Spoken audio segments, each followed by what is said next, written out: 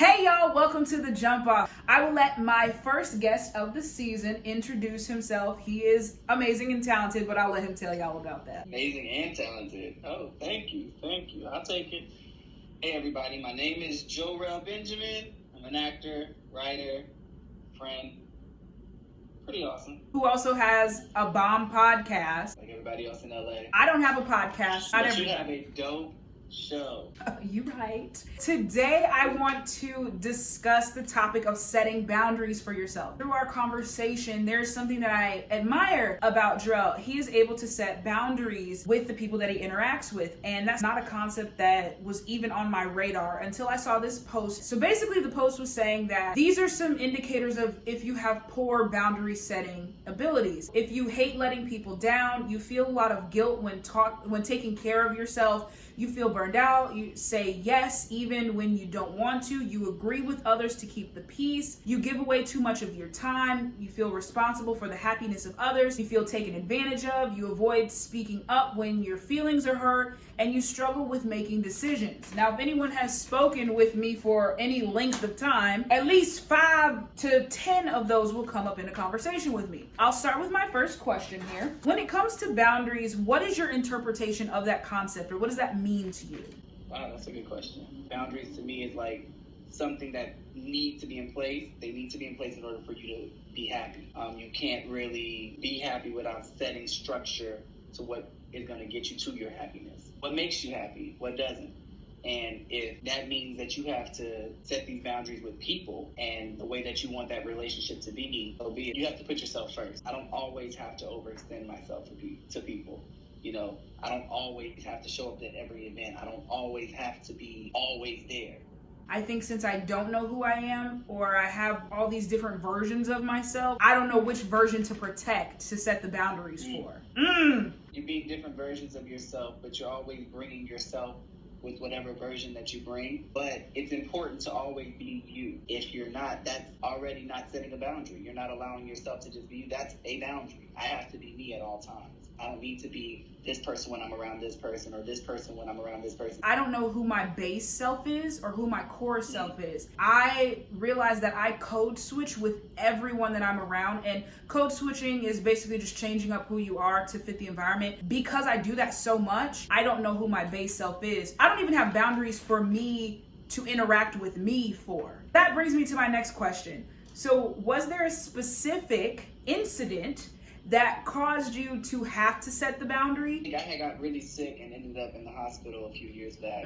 I just felt so alone. I'm a very private person as it is, so like I can't expect everybody to, be there for me when they don't even know what's going on. When I was constantly overextending myself to people, and I'm realizing like, damn, ain't nobody check up on me. Nobody's checking up on me to see how I'm doing. I'm like, you know what? I gotta change that. I can't always make myself available to others, because then I'm not available to myself. You don't always have to be that person who's checking in on everybody. It's nice, don't get me wrong. We need people like that to genuinely care, but make sure that you're good first. That way others can be good. Because if you're not to the core feeling good about yourself, it's not going to work for you to really be happy and then try to be there for other people. You got to set that boundary. That's where that came from. Like, okay, check up on you, really. You got to be good. And that's how it started for me. I think this is a good stopping point in the conversation to take a break.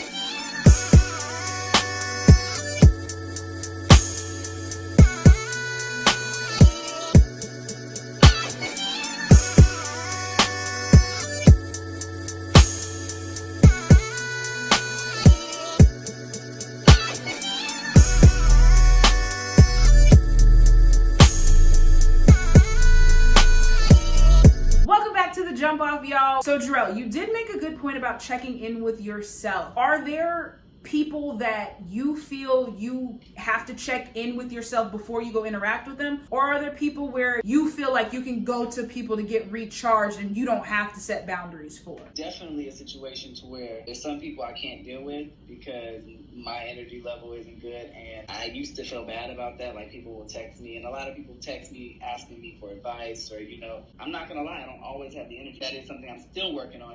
I try to always be as available as I can be. Ultimately, it doesn't matter who it is, from family to friend. If I don't feel like I'm in the space to give you the energy that I feel you need, I'll let you know. That's a part of the boundaries that I set for myself, is to always be direct with people and be as open and honest as I can be. When I get a bunch of text messages, I feel overwhelmed, and then I'm like, okay, let me come back to this at a later time, but then I feel bad, so then I'm like, I have to power through. There's levels to this. Can't expect to always be somebody's number one. If somebody's busy, they're busy. Just because you're texting them and you want that response, that doesn't mean that's what's on their agenda. In talking with you, I feel like I expect people to be there 24/7, and then most of the time they're not. You shouldn't have expectations with anyone but yourself. I'm not expecting anybody to be readily available for me, because I know they have their own things going on, especially in the times that we're in right now. I did say earlier, you have to put yourself first.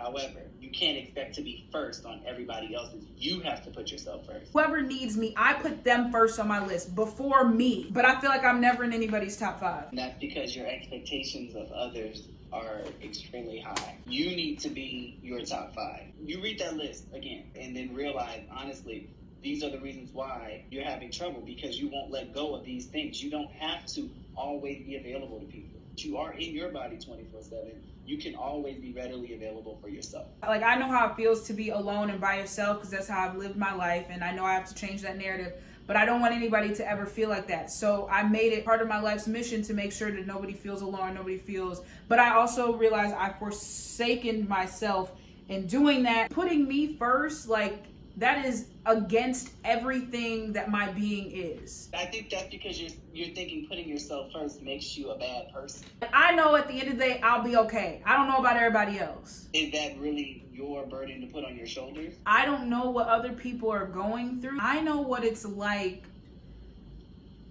go through stuff by yourself, and to not have anyone, be there for you. And I don't want anybody to feel like that. I would rather help somebody not feel like that, and then I feel like I have nothing left, than to have something happen to whoever. You're not sitting here to solve everybody's problem. I understand what you're saying. Like, I can't give you a ride if I ain't got no gas. The boundaries that you need to set within your life, in my opinion, start with understanding that if Janice wants to come first for somebody, she has to come first for herself first. Fine.